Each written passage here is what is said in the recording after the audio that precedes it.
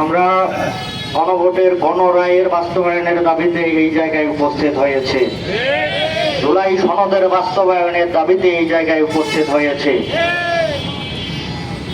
জুলাই গণঅভ্যুত্থানের 2 বছর পরে একটা নির্বাচিত সরকারের কাছে এই গণরায়ের পক্ষে, গণরায় বাস্তবায়নের পক্ষে, জুলাই সনদের পক্ষে এই জায়গায় দাঁড়াতে হবে। এটা আমাদের জন্য লজ্জাস্কর ব্যাপার।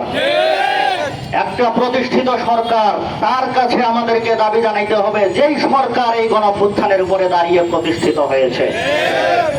এর মতো গাদ্দার স্বাধীনতার পরবর্তী সময়ে কোনো সময়ে জনগণ দেখেনি।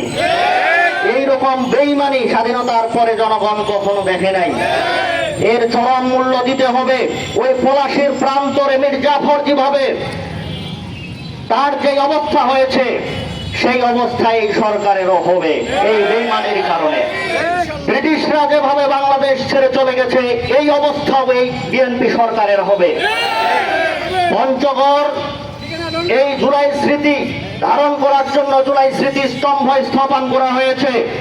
এই স্মৃতি স্তম্ভের লাইট হচ্ছে 2 মাস 3 মাস থেকে জ্বলতেছে না।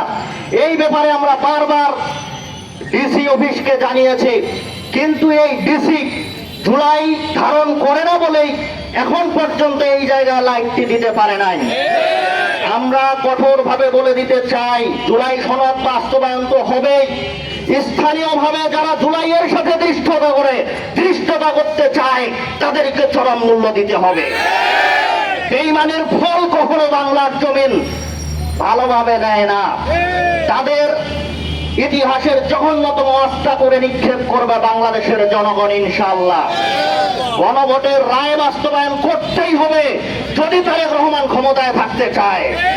আর যদি হাসিনার মতো ওই সুখ আস্বাদন করে দীর্ঘমেয়াদী হতে চায়, তাহলে হাসিনার যে চরম অবস্থা, চরম মূল্য তাকে বাংলার জমিনে দিতে হবে।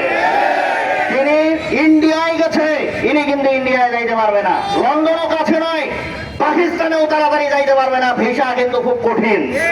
বাংলাদেশে রক্ত ঝরিয়ে তার বাবাকে যেভাবে জীবন দিতে হয়েছে, ওই শেখ মুজিবুর রহমানকে ধৃষ্টতা করার জন্য যেভাবে জীবন দিতে হয়েছে, শেখ হাসিনাকে যেভাবে ক্ষমতার মসনদ ছাড়তে হয়েছে, তার চেয়েও চরম মূল্য দিতে হবে।